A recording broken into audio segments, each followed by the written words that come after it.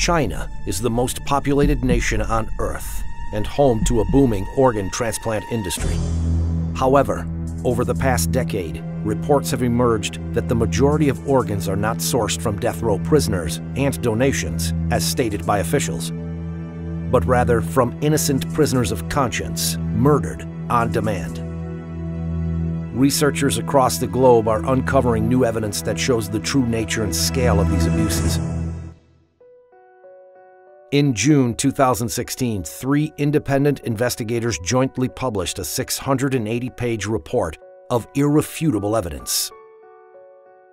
China, to my knowledge, is the only country in the world where the government-run industrial program kills people and sells their organs. Endless hospitals in here. We go into them in great detail. We're talking about a very large hospital, endless amounts of transplant surgeons and transplant teams. I was really surprised how high the number was. I mean, as I say, it's multiple between 6 and 10 of the official figures. Hearings were held by the U.S. Congress, the British Parliament, the European Parliament, and the Canadian Parliament. The U.S. House of Representatives unanimously passed a resolution condemning the systematic state-sanctioned organ harvesting from non-consenting prisoners of conscience. China's killing for organs is making a major appearance across media outlets all over the world.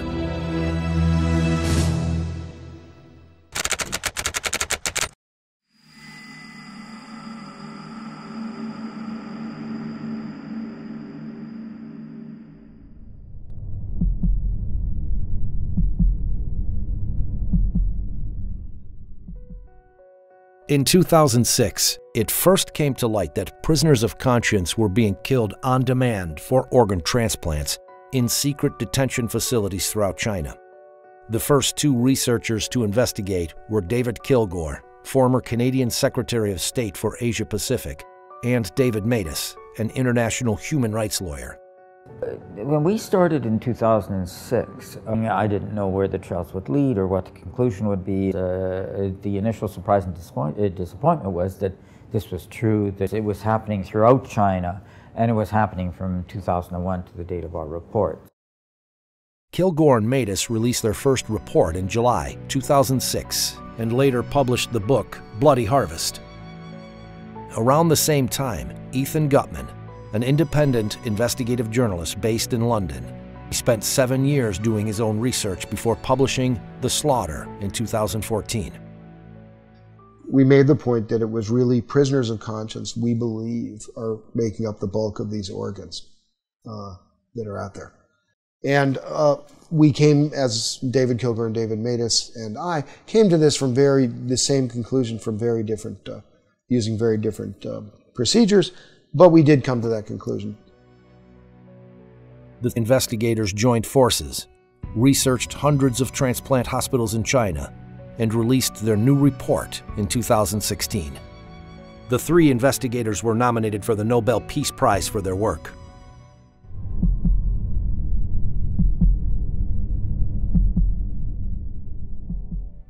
Discovering exactly how large the transplant industry is in China and how many victims there have been is difficult. The researchers spent a decade piecing together the evidence. For example, in September 2013, Director Zhu Jiye of the Liver Transplant Center at the People's Hospital of Peking University told China Economic Weekly, "Our hospital conducted 4,000 liver and kidney transplants within a particular year." So we had to cross-check everything. So when we had posted volume numbers, we cross-checked it against staff, against beds, against research publications, against media reports, against the purchase of immunosuppressive drugs. I mean, every which way we could. And what we were able to do by all this cross-checking is develop a consistent picture. And in that particular case, we came to the conclusion that yes, this claim of 4,000 was real. Shenzhen Central Hospital, they have 500 beds. It's actually over that now. 500 dedicated transplant beds. Now, they were claiming in their internal communications at several points to be doing 131% occupancy. What that means, again, 20 to 30 day stay, or what it suggests is they're doing about 5,000 transplants per year. These examples show that China's official claim of 10,000 transplants per year is easily surpassed by just a few hospitals. But these two hospitals are just the tip of the iceberg. The investigators found that more than 1,000 transplant hospitals applied for permits from the Ministry of Health in 2007 to continue doing transplants. That suggests these hospitals met the ministry's minimum capacity requirement for transplant centers it certifies.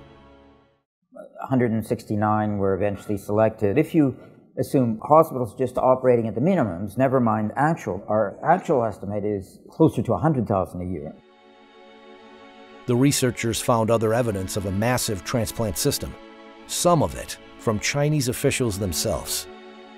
He Xiaoxun, a member of the expert committee of the Human Organ Donation Commission, stated, "The number of transplants increased by 10 times between 1999 and 2000, and further tripled by 2005.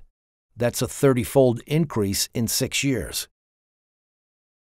Wu Mengchao, known as the father of liver surgery in China, told the media in 2011, "China now performs the most liver transplants in the world."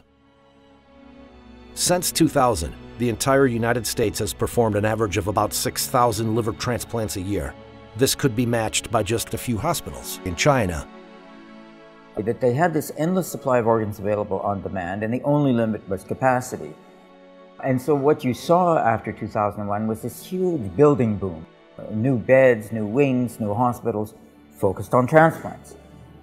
And so that the volume, when the system's operating at capacity, increased year by year. The report shows that just the 169 hospitals approved by the Ministry of Health could have performed over 1 million transplants since the year 2000. Many more hospitals were also doing transplants despite not having been certified.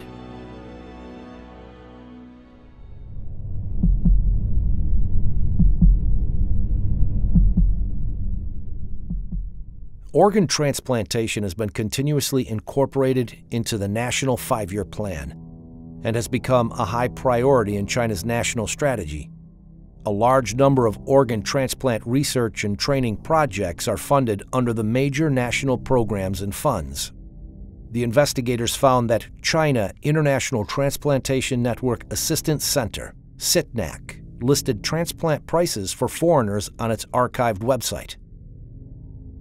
It was bringing in about $9 or $10 billion a year, this industrial transplant operation going on across China now. It's a lot of money. A lot of hospitals are financing a lot of their activities through that.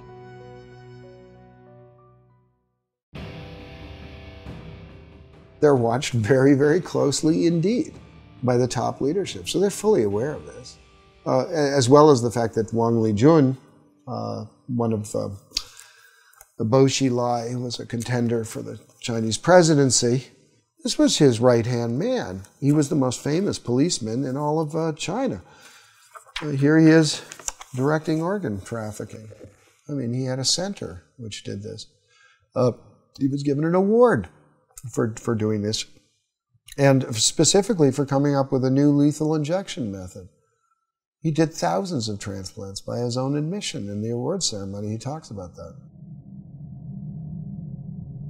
CITNAC website stated, "We need to give all of the thanks to the government for the support extended for our completing such a large number of organ transplants every year. This is a one-of-a-kind in the world."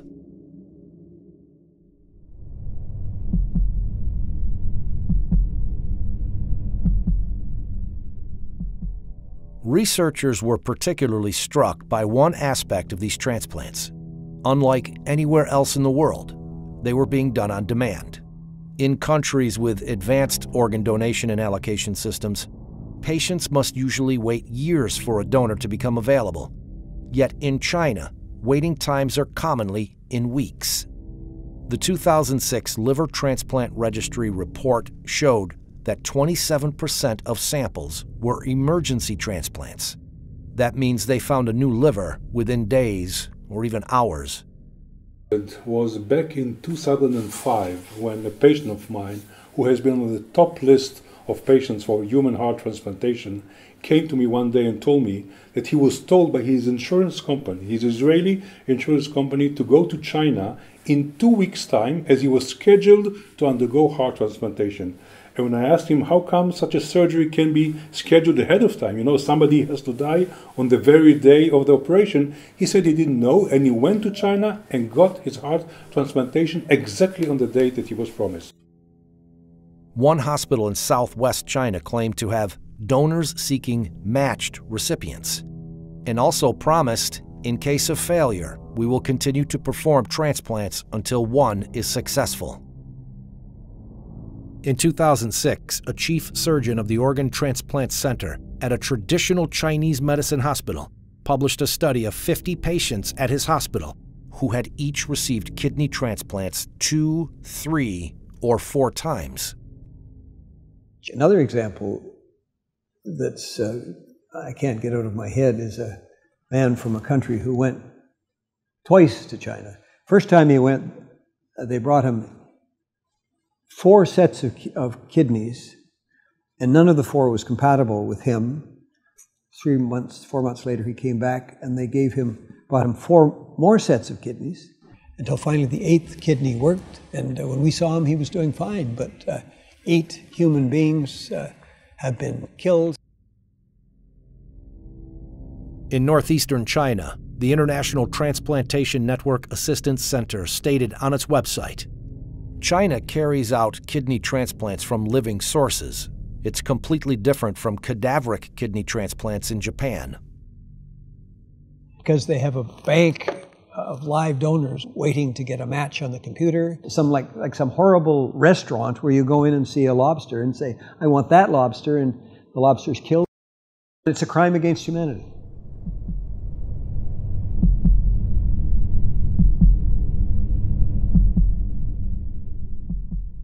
The Chinese government claimed that the vast majority of organs came from death row prisoners, and later, donations. However, international organizations estimate that the number of death row executions at thousands each year since 2000, and decreasing. Chinese tradition requires that bodies remain whole after death. There was no organ donation system in China before 2010. Even today, there are very few donations. Therefore, these 2 sources combined account for only a tiny fraction of all transplants performed in China. China started performing transplants with organs harvested from executed prisoners at a small scale in the 70s. In the years that follow, it also started using organs from prisoners of conscience. In 1999, the crackdown of Falun Gong starts. That is the largest action of scale by the Chinese Communist Party since the Cultural Revolution. And by 2000, 2001, that's when you have this explosion of transplant activity. We see continuity in the numbers over time. Falun Gong is as I call it, it's kind of a Buddhist revival group. It doesn't have churches and so forth, it doesn't have temples. What it has is sort of common beliefs. These shared beliefs revolve around self-improvement based on the values of truthfulness, compassion, and tolerance. By the end of the 1990s, the Chinese government estimated that over 70 million of its citizens were practicing Falun Gong. Jiang Zemin, the head of the Communist Party at the time, saw Falun Gong's popularity and revival of traditional values as a threat to his rule, and launched a violent campaign to eradicate it in July 1999. Hundreds of thousands of Falun Gong practitioners from all over China traveled to Beijing to appeal to the central government, only to be arrested and tortured. When many refused to disclose their identities to protect their families and friends, they became part of a large, anonymous population held captive by the state. More practitioners were rounded up all across China. This is when large numbers of them started disappearing without a trace.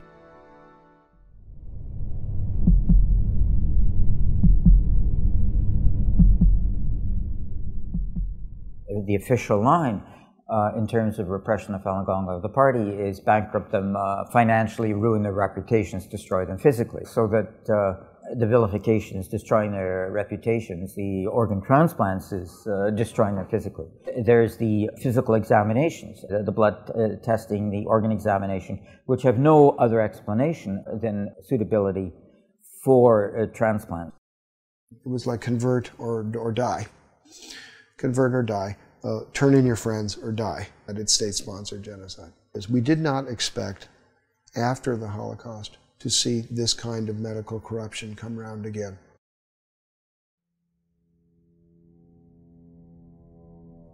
How can doctors, people trained to heal, harvest organs from living people for transplants? Educated and raised in China, Enver Tohti is an ethnic Uyghur surgeon, currently living in London. He was told to extract the organs from a living prisoner in 1995. They made you disabled to think yourself.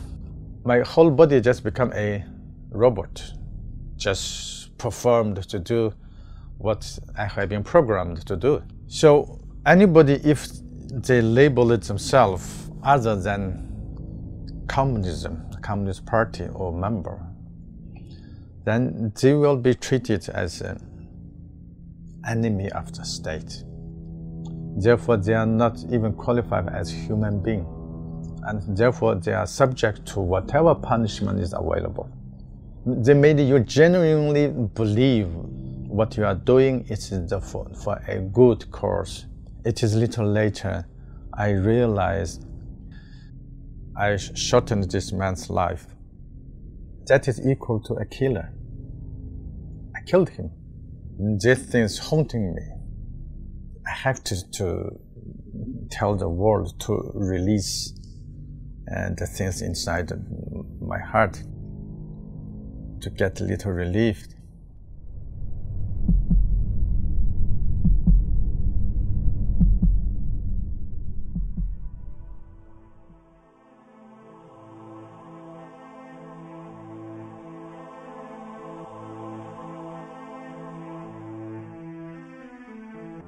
In February 2017, Freedom House, an international human rights watchdog, published its own report on religion in China.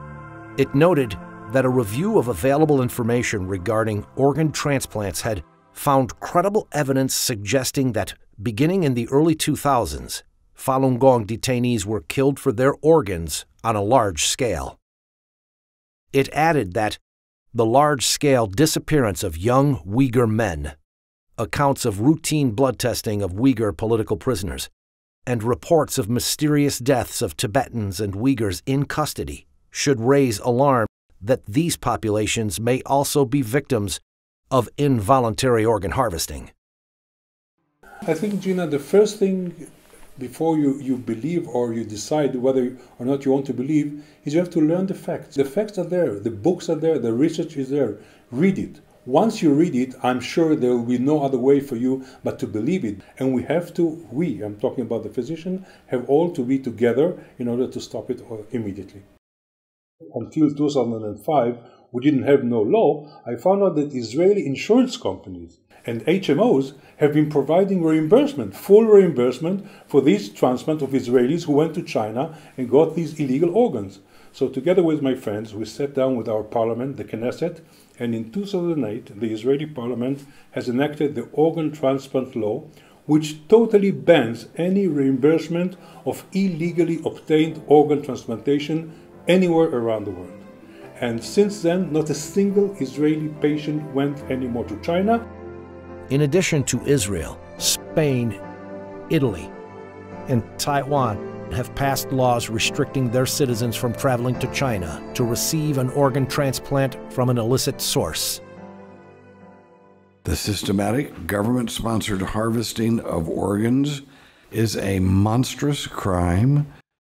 I strongly believe that the 17-year campaign to eradicate Falun Gong will be seen as one of the great shames of recent Chinese history. Since I've been a student of the Holocaust, I feel that to a certain extent What we're seeing is just a continuation of what we saw there in another form, which is the endless and bottomless depravity of human nature. I mean, there's no limit to the form of evil that people can sink. When I was writing The Slaughter, I sometimes said, oh, I'm writing history, and then at the end of it I realized I wasn't. It was actually still going on. This is a new form of genocide, and it's using the most respected members of society to implement it. This is one of the central tests of our time. We can't avoid this any longer.